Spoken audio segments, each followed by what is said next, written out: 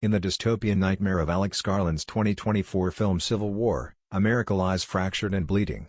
A tyrannical federal government, led by the ever-controversial president seeking a dubious third term, clinging to power with an iron fist. Despite the president claiming victory, it is widely expected that Washington, D.C. will be reached by the Western forces led by Texas and California. After civil unrest and surviving a suicide bombing in New York City, we are introduced to the main characters. Lee Smith, a veteran war photographer. Her journalist colleague Joe, a laid-back guy with an easy look on life reporter. Sammy, an old experienced journalist, is their mentor. And Jesse Cullen, a young aspiring photojournalist whom Lee encountered at the bombing. They decide to travel to Washington to interview the isolated president at the White House. After departing the city, in need of gas, the group stops at a gas station protected by armed men. Jesse explores a nearby car wash, where she finds that the armed men have been torturing two alleged looters. One of the guards follows Jesse. "Should we kill them?" he asks. Horrified by what she sees, Jesse stutters and can't answer him. Lee diffuses the situation by taking a photo of the man posing with his victims. Later in the car, Jesse berates herself for being too scared to take pictures. The next day the group follows a secessionist militiaman assault on a Loyalist-held building. After a long combat scene with both sides suffering losses, the assault is successful and the militiamen execute the Loyalists with a .50 caliber machine gun. Jesse films the executions and Lee starts to see her potential to be a war photographer. The group spends the night at a refugee camp before passing through a small town where, under watchful guard, everything is like it used to look in America. The residents attempt to live in blissful ignorance of the war. Later, in the remains of a Christmas fair, they are caught in a sniper battle.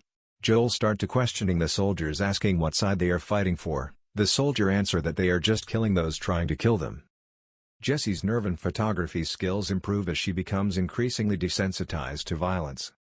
While driving, the four encounter two Hong Kong reporters Joel knows. While the cars still are driving in high speed, Jesse and one of the Hong Kong reports switch vehicles and the car with Jesse in it drives off ahead the others. The others catch up to find the pair held at gunpoint by an unknown uniformed militia, who are burying civilians in a mass grave. Sammy stays behind as the other three approach to attempt to negotiate their release.